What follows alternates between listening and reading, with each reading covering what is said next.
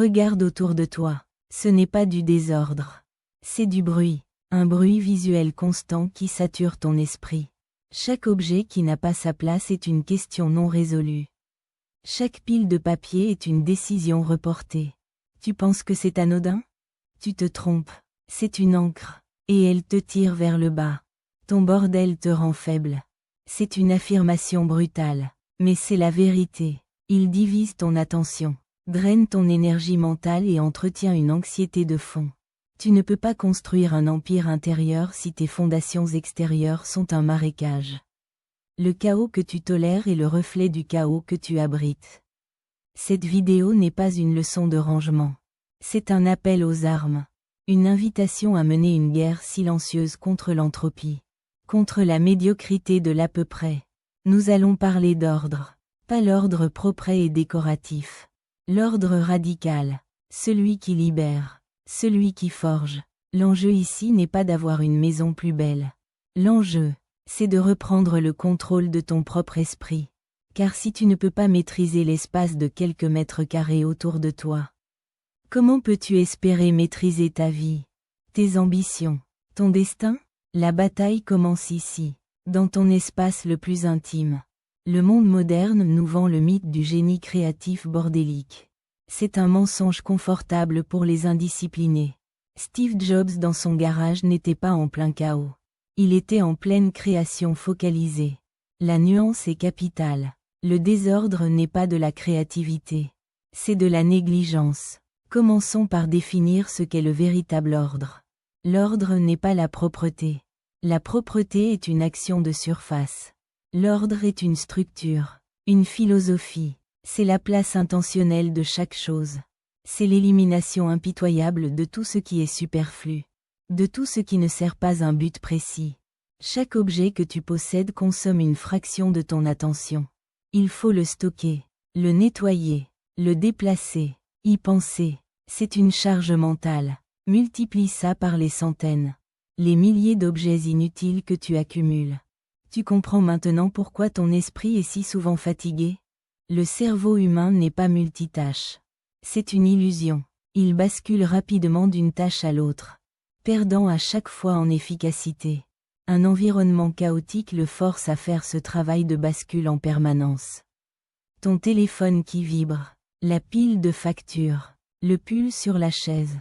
Ce sont des micro-interruptions qui assassinent ta concentration.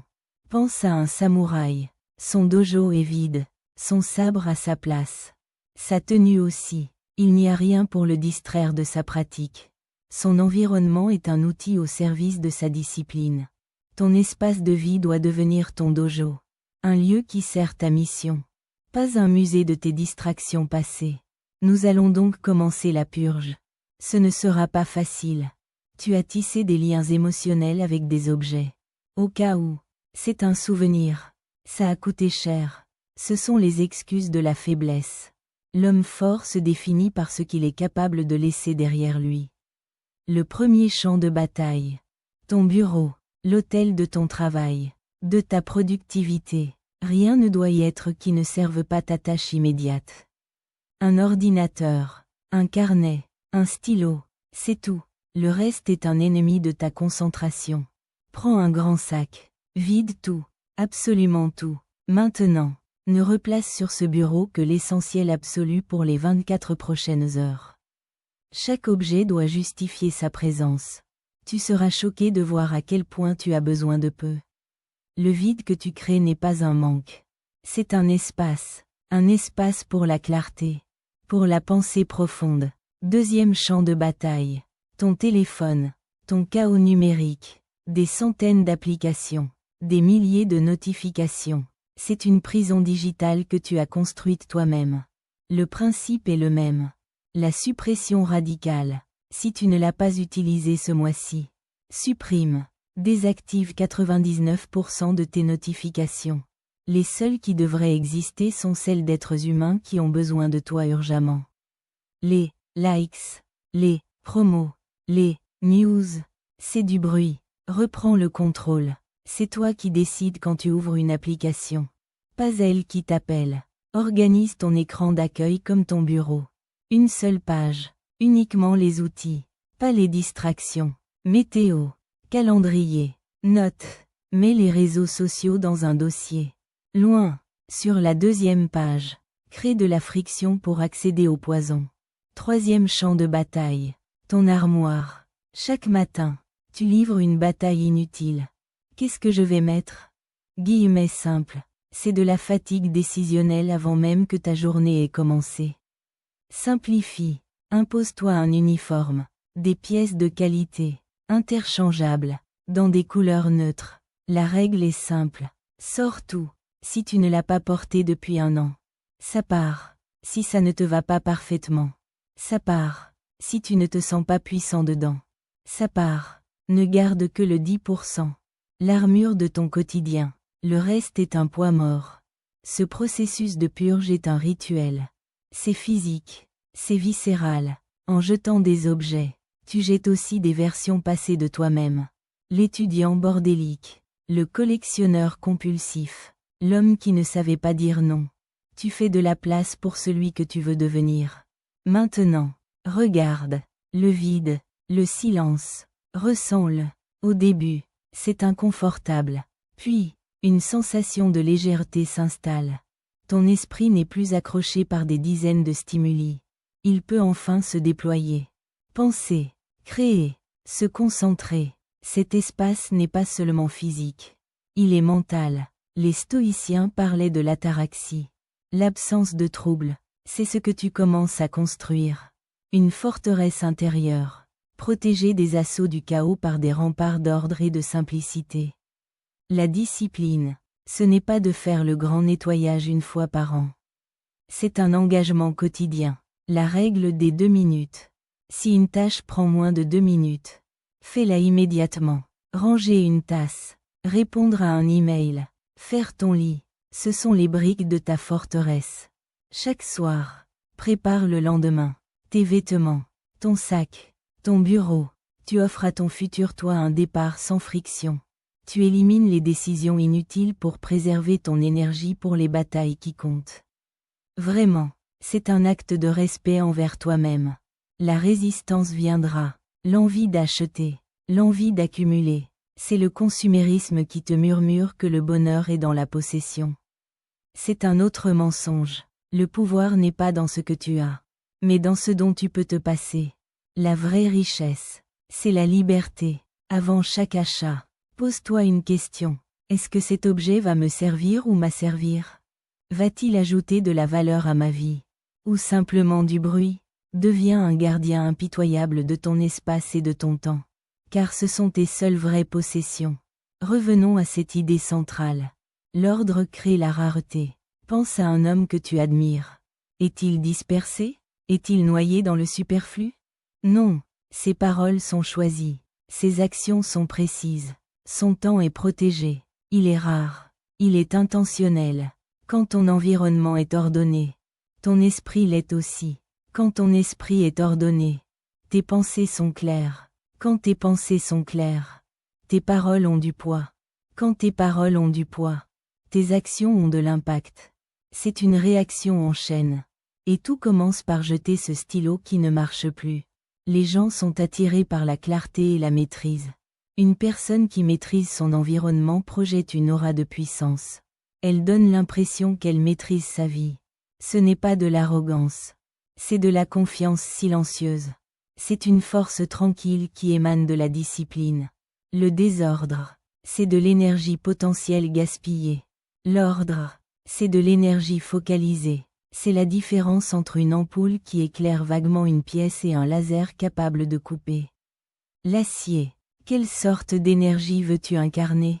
Ton espace est le prolongement de ton cerveau. En le structurant, tu te reprogrammes. Tu apprends à ton esprit à favoriser la logique, la séquence, la priorité. Tu deviens plus efficace, non pas en travaillant plus, mais en éliminant les frictions internes et externes. Ce n'est pas une quête de perfection. La perfection est stérile. C'est une quête de fonctionnalité, de puissance. Ton environnement doit être une rampe de lancement pour tes ambitions. Pas un canapé confortable pour ta procrastination. Observe la nature. Un arbre ne garde pas ses feuilles mortes. Une rivière ne stagne pas. L'ordre naturel est un flux. Un cycle constant de ce qui est utile et de ce qui doit être laissé derrière. Imite la nature. Sois un flux, pas un barrage. La clarté que tu gagnes te permettra de voir les opportunités que le bruit masquait. Tu auras l'espace mental pour te poser les vraies questions. Quelle est ma mission? Guillemets simples. Qu'est-ce qui compte vraiment pour moi? Guillemets simples. Le désordre est un excellent moyen de fuir ces questions. Ne me crois pas sur parole. Fais-le. Choisis une seule zone. Un tiroir. Le bureau de ton ordinateur. Applique l'ordre radical pendant une semaine. Et observe. Observe le changement dans ta manière de penser. Dans ton niveau de stress. Dans ta capacité à te concentrer. L'expérience est la seule preuve.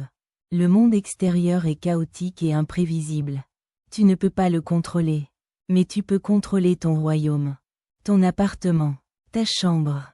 Ton bureau. Fais-en une forteresse d'ordre dans un monde de chaos. Un lieu où tu te recharges. Où tu te recentres. Où tu prépares tes prochaines batailles.